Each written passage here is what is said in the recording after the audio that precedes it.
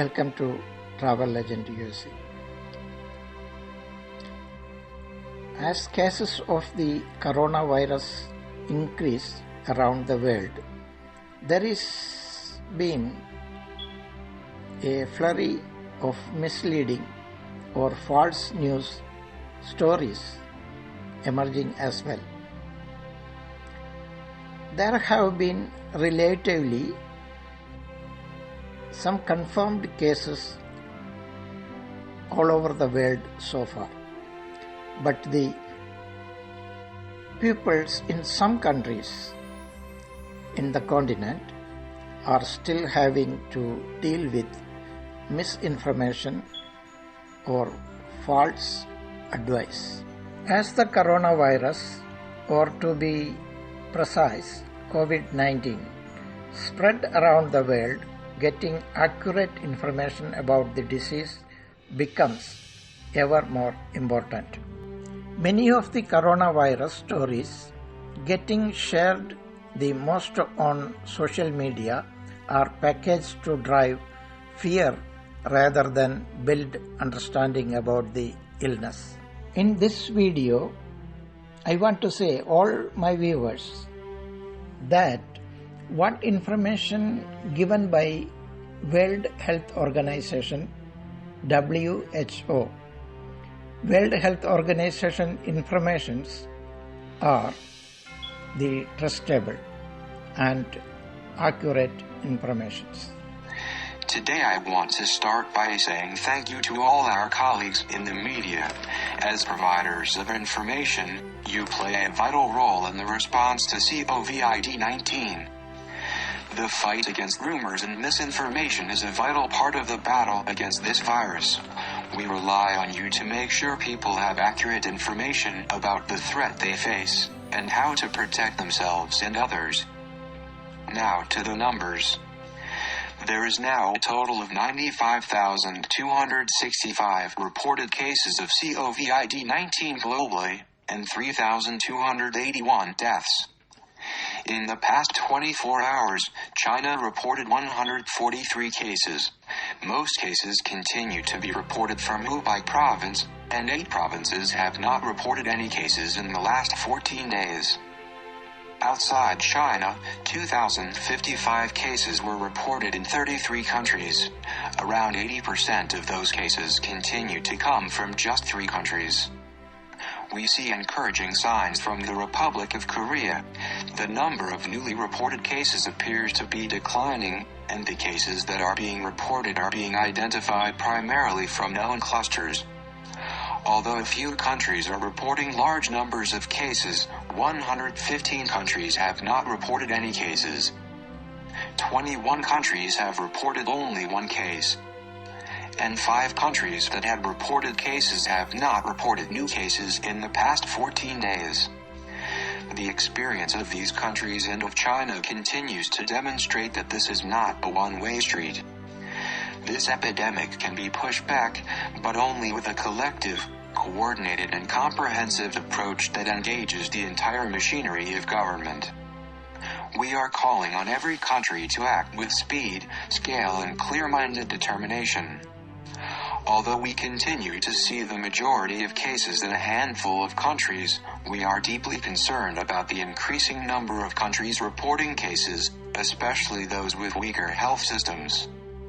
However, this epidemic is a threat for every country, rich and poor. As we have said before, even high-income countries should expect surprises. The solution is aggressive preparedness. We're concerned that some countries have either not taken this seriously enough or have decided there's nothing they can do. We are concerned that in some countries the level of political commitment and the actions that demonstrate that commitment do not match the level of the threat we all face. This is not a drill. This is not the time to give up. This is not a time for excuses. This is a time for pulling out all the stops. Countries have been planning for scenarios like this for decades. Now is the time to act on those plans. These are plans that start with leadership from the top, coordinating every part of government, not just the health ministry, security, diplomacy, finance, commerce, transport, trade, information and more.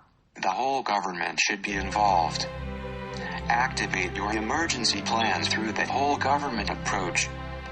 Educate your public so that people know what the symptoms are and know how to protect themselves and others. Increase your testing capacity.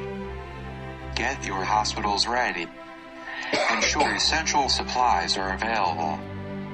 Train your health workers to identify cases, provide careful and compassionate treatment, and protect themselves from infection. If countries act aggressively to find, isolate and treat cases, and to trace every contact, they can change the trajectory of this epidemic. If we take the approach that there's nothing we can do, that will quickly become a self-fulfilling prophecy. It's in our hands. WHO has published step-by-step guidelines for countries to develop their national action plans according to 8 key areas, which are supported by detailed technical guidance. We call on all countries to accelerate those plans, and we stand ready to work with them to do that.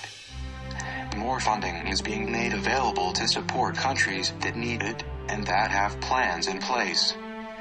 As you know, the World Bank and the International Monetary Fund have both made funds available to stabilize health systems and mitigate the economic consequences of the epidemic, with a special focus on enabling access to critical supplies and equipment.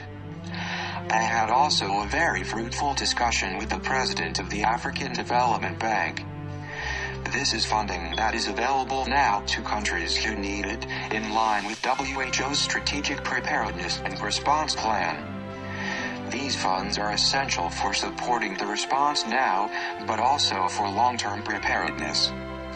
Although COVID-19 presents an acute threat now, it is absolutely essential that countries do not lose this opportunity to strengthen their preparedness systems. We know people are afraid, and that's normal and appropriate. That fear can be managed and moderated with accurate information. Today, WHO has launched a new social media campaign called Be Ready for COVID-19, which urges people to be safe, smart, and informed. If you feel overwhelmed by fear, reach out to those around you. Find out what your community's emergency response plans are, how you fit in, and how you can help. There's still a lot we don't know, but every day we're learning more, and we're working around the clock to fill in the gaps in our knowledge. Ultimately, how deadly this virus will be depends not only on the virus itself, but on how we respond to it. This is a serious disease. It is not deadly to most people, but it can kill. We're all responsible for reducing our own risk of infection, and if we're infected, for reducing our risk of infecting others. There's something all of us can do to protect vulnerable people in our communities. That's why we keep talking about solidarity. This is not just a threat for individual people or individual countries. We're all in this together, and we can only save lives together. Wash your hands frequently. Regularly and thoroughly clean your hands with an alcohol-based hand rub or wash them with soap and water. Why? Washing your hands with soap and water or using alcohol-based hand rub kills viruses that may be on your hands. Maintain social distancing. Maintain at least 1 meter, 3 feet, distance between yourself and anyone who is coughing or sneezing. When someone coughs or sneezes, they spray small liquid droplets from their nose or mouth which may contain virus. If you are too close, you can breathe in the droplets, including the COVID-19 virus. If the person coughing has the disease, avoid touching eyes, nose, and mouth. Hands touch many surfaces and can pick up viruses. Once contaminated, hands can transfer the virus to your eyes, nose, or mouth. From there, the virus can enter your body and can make you sick. Practice respiratory hygiene. Make sure you and the people around you follow good respiratory hygiene. This means covering your mouth and nose with your bent elbow or tissue when you cough or sneeze. Then dispose of the used tissue immediately. Droplets spread virus. By following good respiratory hygiene, you protect the people around you from viruses such as cold, flu, and COVID-19. If you have fever, cough, and difficulty breathing, seek medical care early. Stay home if you feel unwell. If you have a fever, cough, and difficulty breathing, seek medical attention and call in advance. Follow the directions of your local health authority.